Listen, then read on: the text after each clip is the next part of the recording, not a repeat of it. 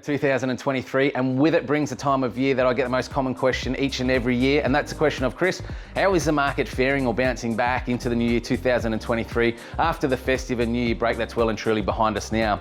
It's a common question I receive from aspiring homeowners and eventual sellers, but just as much from aspiring home purchasers and buyers actively in the market right now. So you see, whilst many real estate agents took time off to relax during the Christmas and New Year break and period, I actually made the conscious decision to keep working through that period with home sellers that were happy to proceed with their sales aspirations. And in turn, we actually experienced some of the most highly advantageous selling terms possible, and here is why. You see, we experienced, and I worked through a duration where there was no new homes coming to market in our local area throughout December. Because as real estate agents were embarking on their festive break, many real estate agents will hold off on their new release properties and bring them to market on their return around about the middle of January or now. So for my seller clients and I, this strategically presented us with the perfect opportunity and timing to bring their home to market whilst there was little to no supply of homes available for sale on the market.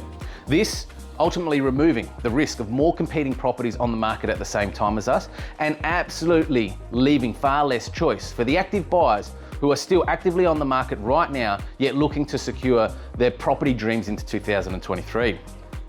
As a direct result of this compounding effect, I'll call it, most certainly it influenced buyer numbers that came through our viewings and open homes throughout the tail end of December and into the first week of January. And demand from those buyers competing for the same few homes on the market at that time was at an all-time high.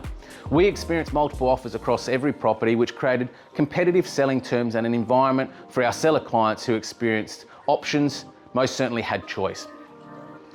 47C Atkinson Drive, Burton is a classic example of this. We had over 30 buyers view that home during the end of December and into the first week of January. Typically a quiet time of year, not so much the case here.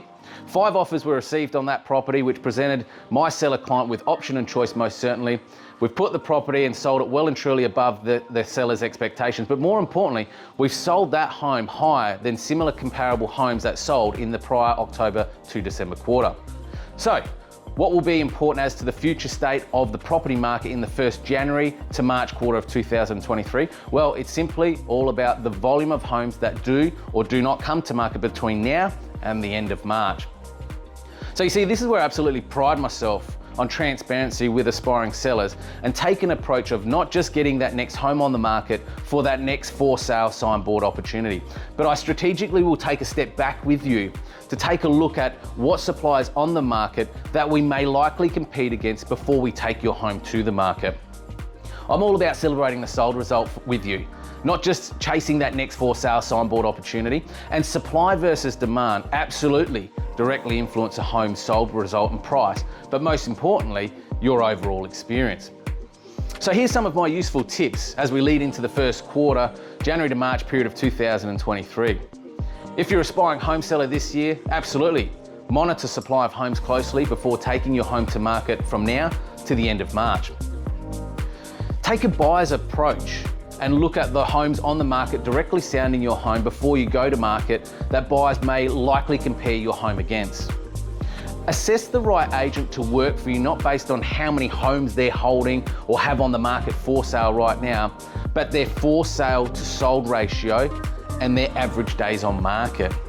Buyers, if supply of homes for sale doesn't increase between now and probably the end of February, be prepared to go in or as strong as you did at the tail end of 2022, if not stronger and better. You see, Christmas, New Year's, and general household financial distress is typically identified and more commonly experienced around about February. So if there's any supply of properties coming to market, it's generally known around about tail end of February going into March. So what is still red hot property? Well, anything under 450,000 is the new affordable.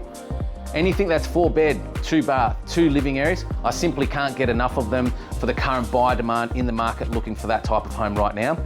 Lifestyle properties and homes on generous sized blocks. Homes where you can work from home more, and anything with an 18 metre plus frontage on around about 600 square metre plus block.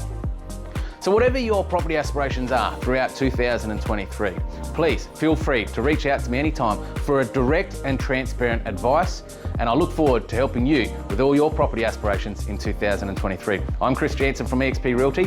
Bye for now.